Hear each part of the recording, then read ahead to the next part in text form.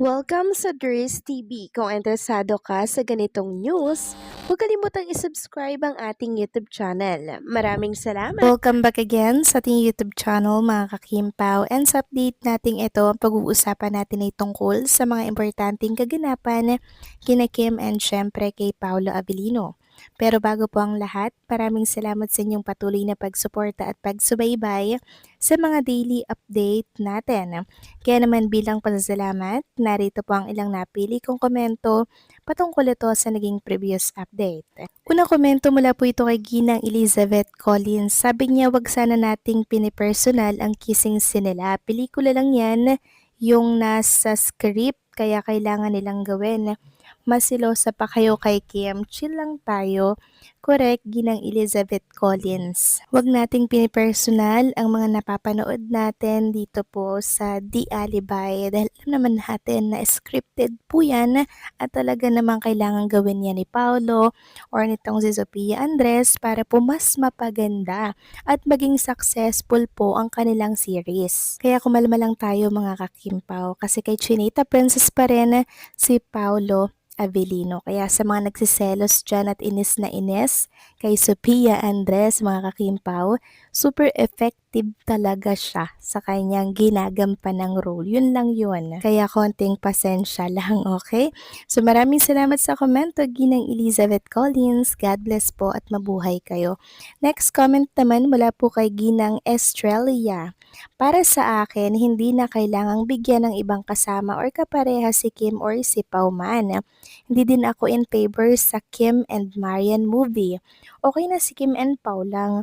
Magugulo lang ang maayos na setup ng dalawa. Sobrang okay na talaga na sila lang. The credit of the project belong just to the two of them. Hayaan na natin sila to savor all this before they exit from showbiz. Correct, Ginang Estrella, tama po kayo sa inyong naging komento, no?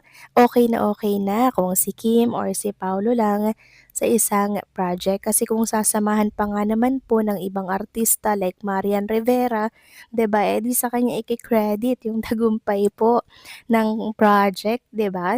Kung si Kim and Paulo lang, di sa kanilang dalawa lang po maki-credit ang tagumpay ng kanilang proyekto. Kasi kayang-kaya naman po nila mga kakimpaw kahit wala ng ibang artista na involved dito, yung malalaking artista mga kakimpaw ha. Siguro natuwa lang po ang mga fans ni Marian Rivera na magkasama at nakita si Kim Chu at Marian in one frame. Kaya hanggang doon na lamang po ang kanilang kagustuhan na sana daw ay magka-project si Kim and si Marian under po ng GMA. Pero kung luluubin ng GMA, 'di ba?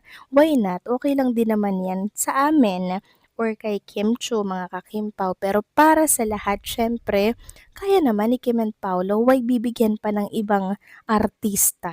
'Di ba? Magugulo nga lang naman po mga kakimpaw ang nakaset up na for Paolo and Chinita Princess. Dito na lang muna tayo mag-focus sa Kopino na kung saan ay mapapanood na po natin sa Prime Video by November. So maraming salamat sa komento, Ginang Estrella. God bless po at mabuhay kayo. So eto na nga, pag-usapan na natin ang mga balita po na nakalap natin sa araw na to ng Miyerkules. At unahin na nga natin pag-usapan itong trending in the Philippines. Yes po mga kakimpaw, nangunguna pa rin etong hashtag Kim Power Stories Begin.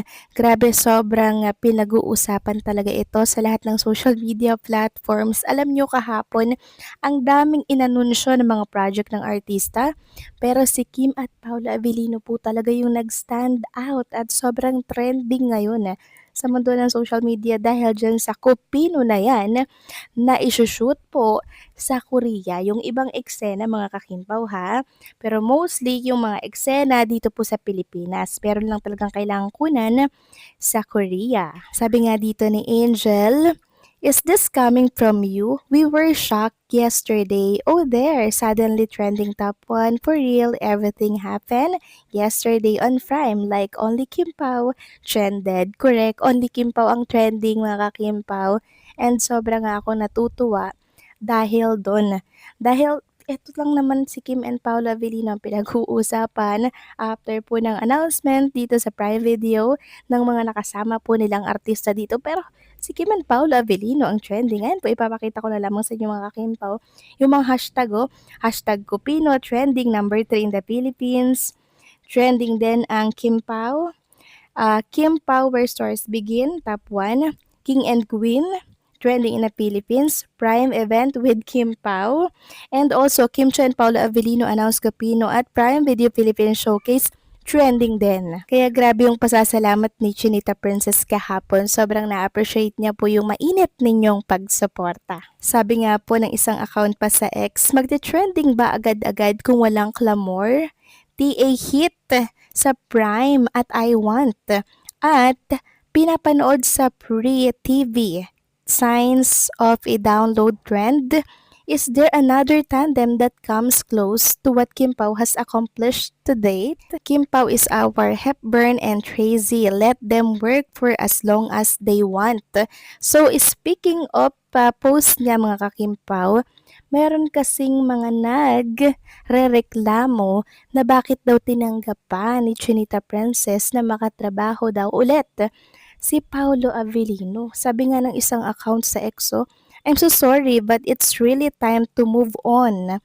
OMG, Kim Chu, we need a new leading man, my love. Kaya sabi ng isang account, grabing demolition job ng mga tontang to sa Kim Pao. Ikaw ba si Kim Chu para magdesisyon? Bayaran mo muna utang ng naghihingalong ABS-CBN at makademand ka dyan. Wala namang inilalabas na milyones. Sabi pa ng isa, Kim, you could have accepted a solo project. Why did you take an another Kim Pao project? How are you going to find a suitor like that?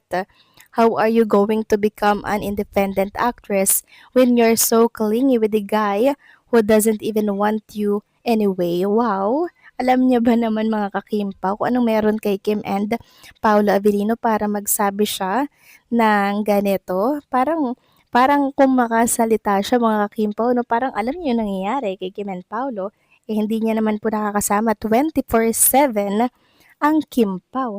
'Di ba mga kakimpaw? Alam naman natin na yung mga yan ay mga bashers lamang na hindi po matanggap na merong bagong proyekto si Kim and Paolo Avellino. So kung makapag-decide at makapagsalita sila, parang sila po ang manager ni Kim and ni Paolo Avellino, 'di ba? Maalam pa sila kay Kim and Paolo. So desisyon niya ni Chinita Princess, kaya sana wag pong panghimasukan ng iba dyan, lalo na kung wala naman silang alam kay Kim and kay Paolo. Kasi kami mga Kim Pao fans, masaya kami na meron ulit project si Kim kasama po itong si Paolo Avellino. Kaya sa mga bashers dyan, hayaan na lang natin yan mga kakimpaw. Basta nagkakaintindihan dito ay si Kim and si Paolo. So kayo ba, anong masasabi nyo dito? Please comment down below.